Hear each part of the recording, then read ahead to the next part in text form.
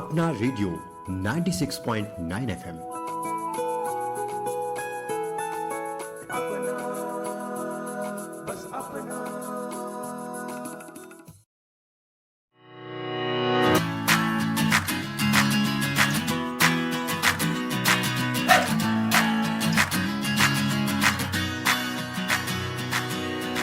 जोश है, हौसला है, नई पहचान है, युवाओं से ही देश की उड़ान है। सपनों को सच करने की जो ठान ले, मुश्किलें भी उनके आगे आसान है। हर कदम बढ़े विकास की ओर, युवा ही भारत की सच्ची जान है।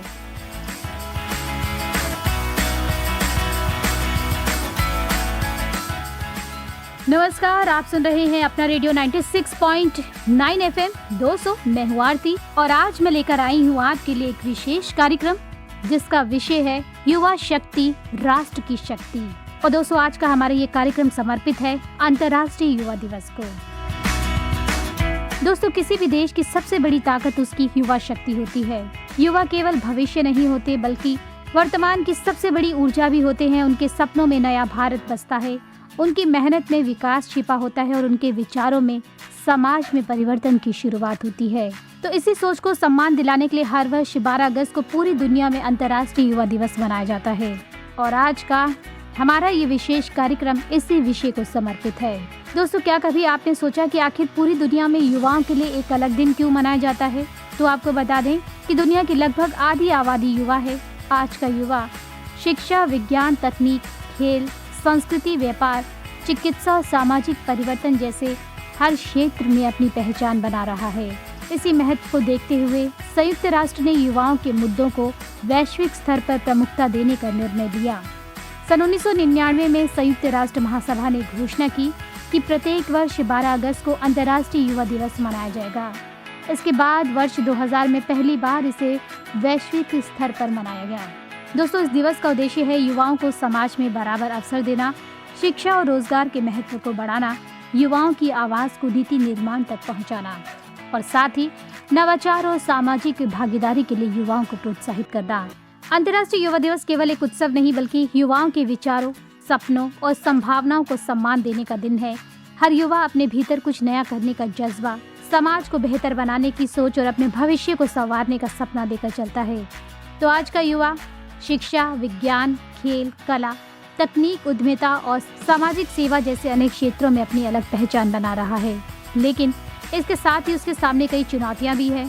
तो ऐसे में ये जानना जरूरी है कि हमारे युवा अपने भविष्य, अपने लक्ष्य और अपने समाज को किस नज़र से देखते हैं। तो आइए इस विषय पर हम चर्चा करते हैं विस्तार से। हम अपने युवाओं से कि उनके सपने क्या है, उनकी प्रेरणा क्या है और वो देश के विकास में अपनी भूमिका को किस तरह से देखते हैं। तो इस वक्त मेरे साथ मौजूद है स्टूडियो में मेरे साथ युवा साथी और हम लोग जानेंगे उनसे कि उनके सपने क्या है, उनकी प्रेरणा क्या है और वो देश के विकास में अपनी भूमिका को किस तरह से देखते हैं। तो सबसे पहले तो मैं स्वागत करूंगी हमारे युवा साथियों का। और दोस्तों, आपको बता दें कि इस वक्त मेरे साथ जुड़ गए हैं निर्भय, सुयश, शौर्या और विकी। कार्यक्रम की शुरुआत में करना चाहूँगी निर्भय आपसे। आप थोड़ा सा अपने बारे में मुझे बताएं और ये बताएं कि अभी आप एक स्टूडेंट हैं तो किस विषय में आप पढ़ाई कर रहे हैं। मेरा नाम निर्भय है और मैं बिहार के भोजपुर जिले का रहने वाला हूं और मैं अभी भारतीय जनसंचार संस्थान से हिंदी पत्रकारिता का विद्यार्थी हूं और मैं इससे पास आउट हुआ हूं और दैनिक जागरण में एज ए ट्रेनी जर्नलिस्ट के रूप में काम कर रहा हूं मैम। देखिए, कुछ युवा छात्र मेरे साथ और भी बैठे हैं और इन्होंने अभी यहाँ पर आईएमसी में एडमिशन लिया है। तो शौर्य, मैं आप पे आती हूँ। शौर्य, अभी आपने यहाँ पे आईएमसी में एडमिशन लिया है तो किस तरह के सपने जो हैं आप लेकर आए हैं और आप क्या सोचते हैं कि आईएमसी में आना आपके लिए कितना इम्पोर्टेंट था? किस वजह से आपने जो कोर्स जिसमें भी आपने एडमिशन लिया है उसको आपने चुना? मेरा नाम शौर्य शर्मा है। मैं जयपुर राजस्थान से हूँ। मैंने अपना अंडर ग्रेजुएशन कोर्स जयपुर में ही हरिदेव जोशी यूनिवर्सिटी से किया है और आईएमसी में मैंने अभी RTV radio and television journalism course में अपना एडमिशन लिया है। आरटीवी कोर्स मैम मेरे लिए इसलिए इम्पोर्टेंट है क्योंकि इसमें मैं जानता हूँ इसमें विजुअल और ऑडियो का कॉम्बिनेशन है जिससे आसान भाषा में स्टोरीज लोगों तक पहुंचाई जा सकती है और बहुत ही क्रिएटिव वे में हम अपना मैसेज ऑडियंस तक पहुंचा सकते हैं। इसलिए मैंने आरटीवी कोर्स को चूज करा है। अब आते हैं हम सुयश आप। सुयश, आप मुझे अपने बारे में थोड़ा सा कुछ बताएं और आप ये बताएं कि आपने आईएमसी में जो एडमिशन लिया है, किस पर्पस को आपने सोच के यहाँ पे एडमिशन लिया है? आप अपने लाइफ में फ्यूचर में क्या करना चाहते हैं? तो सबसे पहले तो गुड मॉर्निंग मैम, मेरा नाम सुयश है। मेरा एडमिशन इस बार आईएमसी दिल्ली में एडवर्टाइजमेंट एंड पब्लिक रिलेशंस के जो पाठ्यक्रम है उसमें हुआ है। और मेरा जो सपना है आईएमसी से यही है कि मुझे एक अच्छा रोज़गार मिले और साथ ही में मैं अपने जो मेरे पेरेंट्स हैं उनको एक अच्छी लिविंग प्रोवाइड कर सकूं। तो यही मेरा सपना है। और दूसरी चीज़, पीआर क्यों चुना मैंने, क्योंकि मैं चाहता हूँ एक प्रोफेशनली एक अच्छा इंडिविजुअल बनना जो कि अच्छे से कम्युनिकेट कर सके और लोगों तक अपनी बात जो है अच्छे से पहुंचा सके। तो इसलिए मैंने पीआर को एज इन अपना करियर के तौर पे चूज़ करा है। बिल्कुल कम्युनिकेट आप करना चाहते हैं और अपनी बातें जो है लोगों तक पहुंचाना चाहते हैं। एक और स्टूडेंट मेरे साथ इस वक्त स्टूडियो में मौजूद है। आप अपने बारे में थोड़ा सा कुछ हमारे श्रोताओं को बताएं। सबसे पहले तो नमस्कार, मेरा नाम विक्की वानखेड़े है और मैं मध्य प्रदेश के इंदौर जिला से बिलोंग करता हूं। मैंने अपना बैचलर्स दिव्य अहिल्या विश्वविद्यालय से करा है, जो कि इंदौर में एक प्रतिष्ठित विश्वविद्यालय है। और मैंने आरटीवी इसलिए लिया है जिसका फुल फॉर्म है रेडियो एंड टीवी जर्नलिज्म, क्योंकि मुझे पहले से ही बहुत ज़्यादा प्रेजेंटेबल और ये कॉन्फिडेंट चीज़ों में पहले से ही इंटरेस्ट था। मुझे ऐसा लगता था कि मैं अगर अपनी बात सामने वाले के सामने रखता हूँ तो वो कहीं ना कहीं मेरी बातों को अच्छे से समझ सकता है। और अगर मैं देश के बारे में बात करूँ या किसी भी पर्टिकुलर टॉपिक के बारे में बात करता हूँ तो मुझे ऐसा लगता है कि अगर मैं उसे समझा पाऊँगा तो मुझे ऐसा लगता है सामने वाला अच्छे से समझ पाएगा। और जहाँ तक बात रही मेरे इंटरेस्ट की, तो फिर मैंने आईएमसी में इसलिए लिया है क्योंकि मुझे ऐसा लगता है आईएमसी एक ऐसा प्लेटफॉर्म है जहाँ पर मेरे जो पर्सनैलिटी एंड मेरे कॉन्फिडेंस एंड मेरे प्रेजेंटेशन स्किल्स है वो उसके लिए परफेक्ट प्लेटफॉर्म है। युवा साथी हैं, अपने भविष्य में बहुत कुछ करना चाहते हैं और कहते हैं कि अपनी लाइफ में आगे बढ़ने के लिए उन्हें जो है किसी चीज़ जानकारी होना बहुत ज़रूरी है और थोड़ी सी एजुकेशन भी बहुत ज़्यादा इंपॉर्टेंट होती है। जैसे कि अभी आप लोग यहाँ पर आए हैं, पढ़ने के लिए आए हैं, तो बहुत कुछ चीज़ें जो है आप यहाँ से सीख कर जाना चाहते हैं। बहुत से सपने आप सभी के हैं। तो पत्रकारिता के आप लोग स्टूडेंट हैं, निर्भय आप पे आती हूँ। तो युवा जो कहते हैं कि एक समाज में बड़ा बदलाव लाने के लिए बहुत बड़ी भूमिका निभाते हैं। तो अगर एज अ यूथ आपको कोई मौका मिले किसी तरह के बदलाव को लाने का, तो आप क्या बदलना चाहेंगे?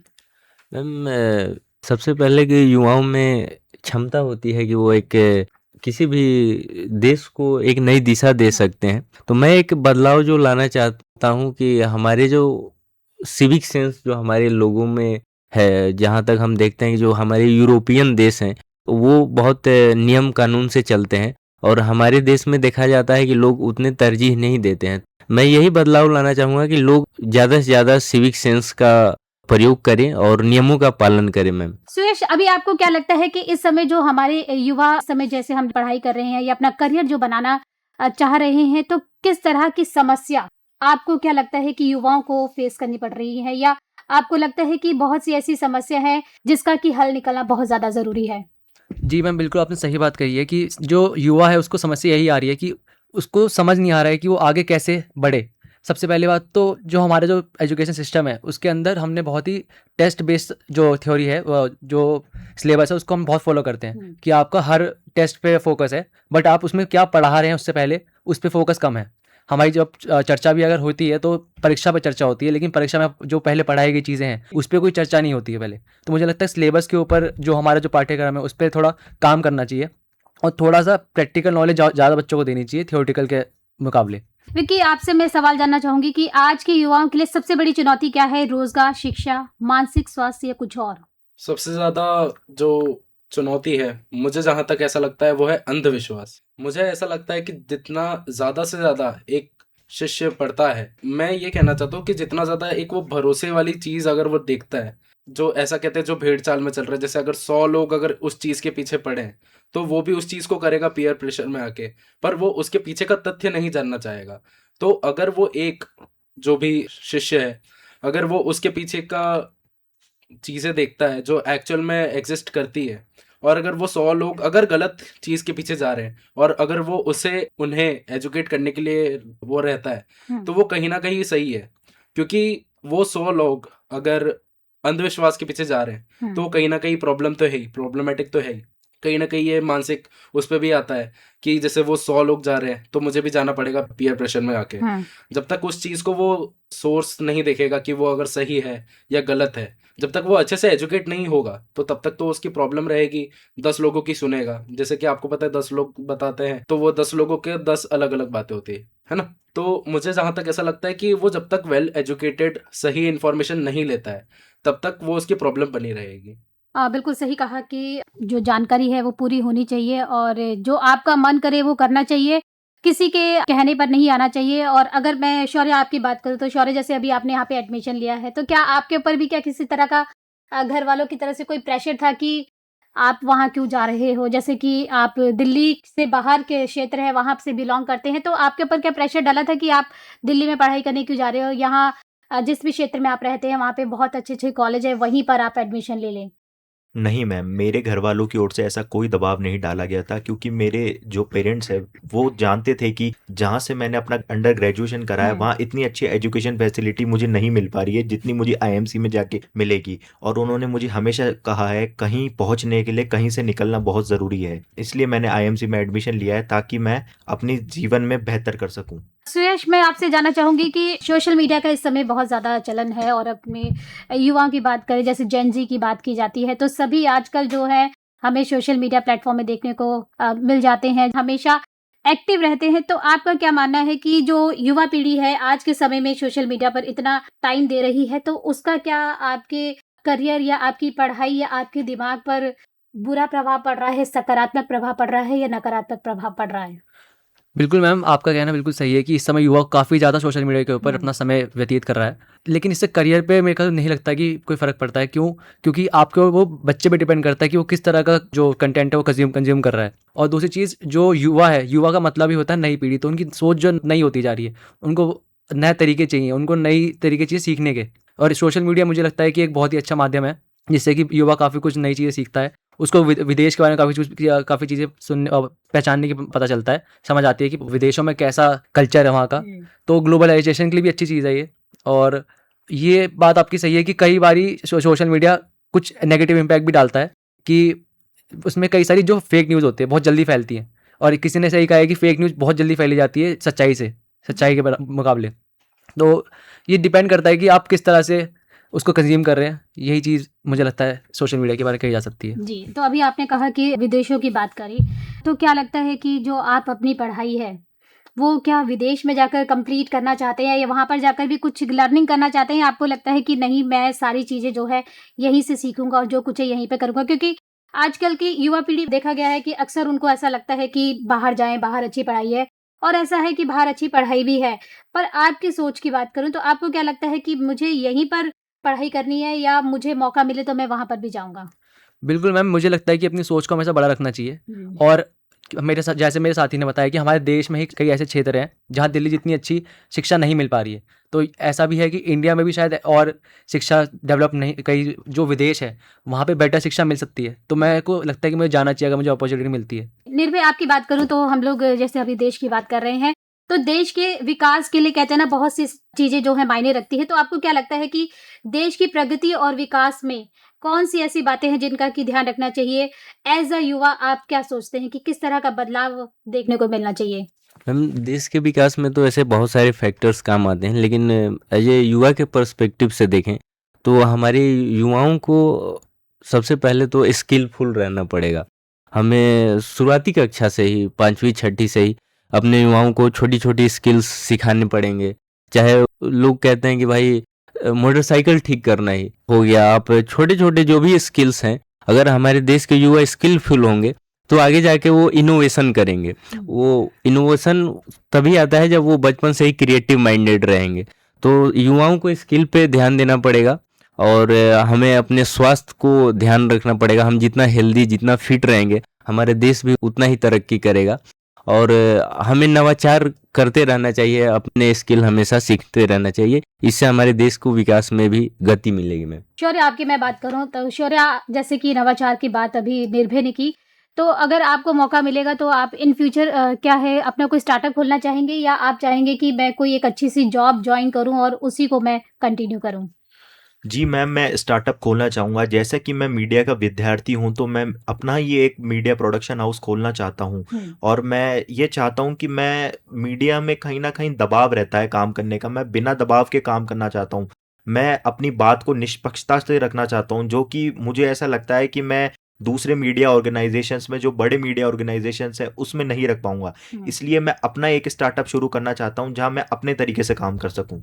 बिल्कुल, एक स्वतंत्रता का अधिकार जो है हमारे पास होना चाहिए, आपकी सोच ऐसी है। और अगर मैं बात करूँ विक्की आपकी, विक्की जिस क्षेत्र से आप बिलॉन्ग करते हैं, क्या आपको लगता है कि वहाँ पर भी कुछ बदलाव जो हैं होने चाहिए आपके अनुसार?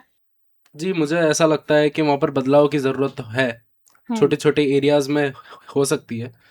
पर मुझे ऐसा लगता है कि जैसा अभी चल रहा है, वैसा अगर बाद में भी चलता रहा, तो बाद में कहीं न कहीं हो सकता है कि गलतियाँ हो सकती हैं। आजकल का युवा जो है, अगर उस चीज़ को सही मायने में आगे बढ़ाता है, तो गलतियों की एक्सपेक्टेशन हम नहीं रख सकते। पर जहाँ तक बात ये रही चेंजेज़ की, तो मुझे ऐसा लगता है कि हाँ, वहाँ पर कुछ-कुछ चेंजेज़ होने ज़रूरी है। जैसे? जैसे ट्रस्टेड सोर्सेज़ से वो होना चाहिए, हुँ, इन्फॉर्मेशन सही होनी चाहिए, तभी आगे हुँ। बात करनी चाहिए। और शौर्य आपकी बात करूँ, शौर्य आपको क्या लगता है कि आप जिस क्षेत्र से बिलॉन्ग करते हैं, किस तरह का आप जो है वहाँ पर प्रोग्रेस चाहते हैं? क्या आपको लगता है कि यहाँ पर इन चीज़ों में सुधार होना चाहिए? जी मैम। मैम, मैं जयपुर राजस्थान से आता हूँ। जयपुर एक सिटी है जो यूनेस्को साइट भी है। यूनेस्को का भी उसे दर्जा मिला हुआ है और देश-विदेश से पर्यटक वहाँ घूमने आते हैं। मैंने मैम कई बार ये चीज़ देखी है कि जो विदेशी पर्यटक हमारे जयपुर में घूमने आते हैं, तो जयपुर के जो लोकल शॉप्स हैं, ऑटोज़, रिक्शाज़ वाले हैं, वो उनसे बहुत ज़्यादा ओवरचार्ज करते हैं। कई हुँ। लोग टूरिस्ट से मिसबिहेव भी करते हैं। तो मैं उस फ़ील्ड में काम करना चाहता हूँ कि कोई अगर विदेशी हमारे शहर घूमने आ रहा है, तो वो कंफर्टेबल हो, अच्छे से घूम सके, उसे किसी भी परेशानी का सामना नहीं करना पड़े। सुयश आपकी बात करूँ, सुयश आप तो दिल्ली में ही रहते हैं। आपको क्या लगता है कि दिल्ली में किस तरह के चेंजेज़ जो है होने चाहिए? तो मैम मैंने जो अपने दिल्ली में रहते हुए देखा है कि हमारे यहाँ लगातार हर साल बहुत माइग्रेशन बहुत ज़्यादा होता है। दूसरी जगह से लोग हमारे यहाँ पे आ रहे हैं, लेकिन इससे दिल्ली पे बहुत ज़्यादा प्रेशर पड़ता है। हुँ, हमारे यहाँ जो कॉलोनीज़ हैं, अनऑथराइज़्ड कॉलोनी बहुत ज़्यादा हैं, उस पे काम होना चाहिए। और दूसरी चीज़ ये है कि हमें थोड़ा अपना जो दिल्ली है उसको और थोड़ा, जैसे ग्रेटर नोएडा हो गया, एनसीआर हो गया, इन सब जगहों को ज़्यादा डेवलप करने की ज़रूरत है। और आस-पास के क्षेत्र को बढ़ाते हुए, और बाकी जितने भी दिल्ली के बाहर भी, जैसे यूपी हो गया, कहीं भी हो गया, उन सबको भी हमें बेटर इंफ्रास्ट्रक्चर देने की ज़रूरत है, ताकि लोगों को इतना माइग्रेशन करने की ज़रूरत ना पड़े और दिल्ली में भी इतना प्रेशर ना पड़े। तो मुझे लगता है ये सब होना चाहिए। बिल्कुल सही कहा आपने कि दिल्ली में तो जैसे कॉलेजेस वगैरह अवेलेबल है, पर हर क्षेत्र में इस तरह के कॉलेजेस अगर खुल जाएँ तो बच्चों को भी पलायन ना करना पड़े, क्योंकि बच्चे अपनी पढ़ाई के लिए घर से बाहर तो निकल जाते हैं, पर कहते हैं कि बहुत सी समस्याओं को उन्हें सामना भी करना पड़ता है जब वो अपने घर से दूर होते हैं। तो निर्भय आपको क्या लगता है कि जैसे अभी आप दिल्ली में पढ़ाई कर रहे हैं, तो दिल्ली में पढ़ाई करते वक़्त क्या आपको बहुत सी ऐसी प्रॉब्लम फेस करनी पड़ती है और आप जो आपका क्षेत्र है उसको मिस करते हैं? और क्या कभी आपके मन में भी ऐसा आता है कि छोड़ो पढ़ाई और वहीं अपने घर चलते हैं वापस? बिल्कुल मैम, दिल्ली की अपनी परेशानियाँ हैं, और हालाँकि मैं जहाँ से आता हूँ, वहाँ की भी अपनी अलग परेशानियाँ हैं। तो मैं जहाँ से आता हूँ, ग्रामीण परिवेश से आता हूँ, तो ग्रामीण परिवेश में लोग अभी भी पुराने ढर्रों पे ही काम करते हैं। इससे उनकी उत्पादकता उतनी हो नहीं पाती। वो टेक्नोलॉजी का कम यूज़ करते हैं, वो कृषि पारंपरिक तरीकों से करते हैं, वो मशीनों का यूज़ उतना नहीं करते हैं, और कृषि में भी वैज्ञानिक पद्धति का वो उपयोग नहीं करते हैं। तो मेरा ये मानना है कि जब तक ग्रामीण लोग वैज्ञानिक पद्धतियों से अपना काम नहीं करेंगे, तो उनकी उत्पादकता उतनी ही रह जाएगी। अगर हमें उत्पादकता बढ़ानी है, अपनी प्रोडक्शन बढ़ाना है, तो हमें नई-नई टेक्नोलॉजी से लोगों को शिक्षित करना पड़ेगा। तो मैं ग्रामीण क्षेत्रों में ये बदलाव चाहता हूँ कि लोग ज़्यादा से ज़्यादा टेक सेवी हों, टेक्नोलॉजी का यूज़ करें, नए-नए वैज्ञानिक पद्धतियों को अपनाएँ, उससे उनकी कृषि की उत्पादकता भी बढ़ेगी, पशुओं की उत्पादकता भी बढ़ेगी। तो ये एक बदलाव मैं चाहूँगा मैम कि ग्रामीण परिवेश में आए। नई-नई जो तकनीकें हैं उससे तो सभी को अवगत होना चाहिए, चाहे अगर हम कृषि क्षेत्र की बात करें, शिक्षा की बात करें, चाहे हम अपने युवाओं की बात करें। विक्की, एक आखिरी सवाल मेरा आपसे ये है कि आज हम जी। अंतर्राष्ट्रीय युवा दिवस मना रहे हैं। तो आज के इस खास अवसर पर आप हमारे जो देश भर के युवा हैं, उनको आप क्या संदेश देना चाहेंगे? क्या आप उन्हें कहना चाहेंगे कि वो किस तरह से अपने आप को मोटिवेट करें और कभी भी अपने आप को किसी से कम ना आंकें? जी, एक संदेश जो मैं देना चाहूँगा, वो है कभी भी अपने आप को दूसरों से कभी भी कंपेयर नहीं करना चाहिए हुँ, पहली बात तो। हर एक युवा अपने आप में बेस्ट होता है, जहाँ तक मुझे ऐसा लगता है। हर कोई अपने परिवार के लिए बेस्ट निकालना चाहता है कि मैं अपने परिवार के लिए ये सबसे ज़्यादा अच्छा दूँ। मैं अपने लिए सबसे अच्छा कर रहा हूँ, आप अपने लिए बहुत अच्छा कर रहे हैं। मेरे साथ में मेरे जो मित्र बैठे हैं, ये भी अपने परिवार के लिए सबसे अच्छा कर रहे हैं कहीं न कहीं अपने-अपने फ़ील्ड्स में। एक ये संदेश देना चाहता हूँ कि आप ये कभी ना समझिए कि आप दूसरे से कभी कम हैं। कम ना होने का मोटिवेशन ये यहाँ से आता है कि छोटी-छोटी सी जो स्टेप्स होती है, जैसे कि हम कहते हैं ना बूँद-बूँद से घड़ा भरता है। तो जब वो छोटी-छोटी स्टेप्स आप जब क्लियर करते हैं अपने आप को आगे बढ़ाने के लिए, तो आप वो स्टेप्स क्लियर करने के बाद में खुद को रिवॉर्ड कर सकते हैं। जैसे कि छोटी-छोटी खुद को जैसे कुछ चॉकलेट दे दी या कुछ और भी दे सकते हैं, जिससे आप खुद के लिए खुशी कर सकते हैं। जैसे-जैसे आप एक स्टेप पूरा करेंगे, आप रिवॉर्ड देंगे और जैसे ही आपका 100 स्टेप्स पूरे हो जाते हैं, तो आप पहले जब देखेंगे कि आपने जितना छोटा-सा चेंज बनाया था, आज वो इतना बड़ा चेंज हो चुका है।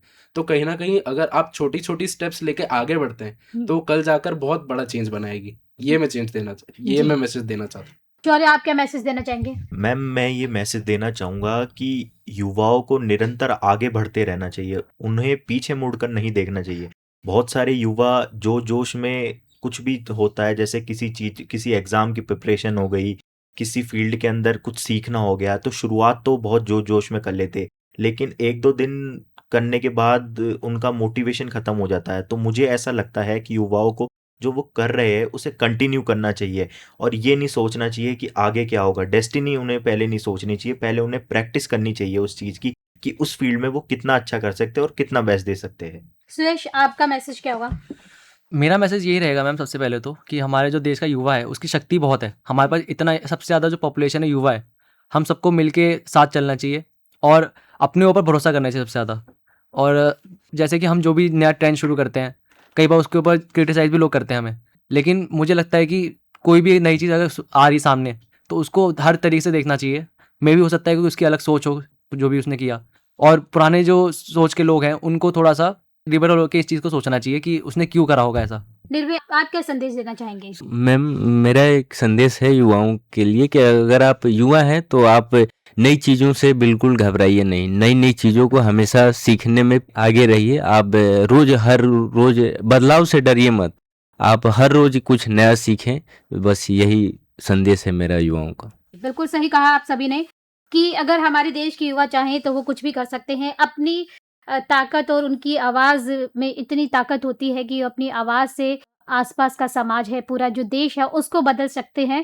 तो बहुत ज़रूरी है कि आप अच्छे से काम करें, अपने ऊपर काम करें, अपने स्वास्थ्य का ख़्याल रखें और अपने आसपास जो भी पर्यावरण है उसके प्रति भी अपनी ज़िम्मेदारी को पूरी अच्छी तरह से निभाएँ, क्योंकि कहते हैं कि जब देश का युवा कुछ करने की ठान लेता है तो चीज़ें वाक़ई ही पूरी होती हैं। आप सभी मेरे साथ इस विशेष कार्यक्रम में जुड़े, इसके लिए आपका बहुत-बहुत धन्यवाद। तो दोस्तों, अंतर्राष्ट्रीय युवा दिवस हमें याद दिलाता है कि युवा केवल भविष्य नहीं बल्कि वर्तमान की सबसे बड़ी शक्ति है। आइए हम सब मिलकर ऐसे समाज का निर्माण करें जहां हर युवा को शिक्षा, अवसर, सम्मान और आगे बढ़ने का समान अधिकार मिले। अपने सपनों पर विश्वास रखिए, अपनी मेहनत पर भरोसा रखिए और अपने देश के विकास में अपनी भूमिका निभाएं। इसी संदेश के साथ अब मैं आरती लेती हूँ आपसे अनुमति। सभी को मेरा नमस्कार और आप सुनते रहिए अपना रेडियो 96.9 FM।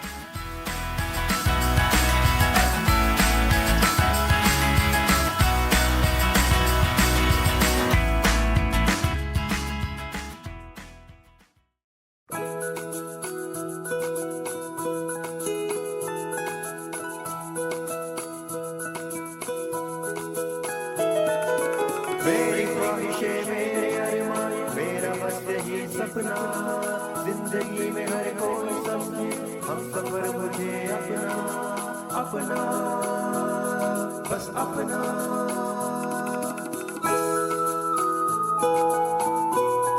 अपना रेडियो 96.9 FM। अपना, बस अपना।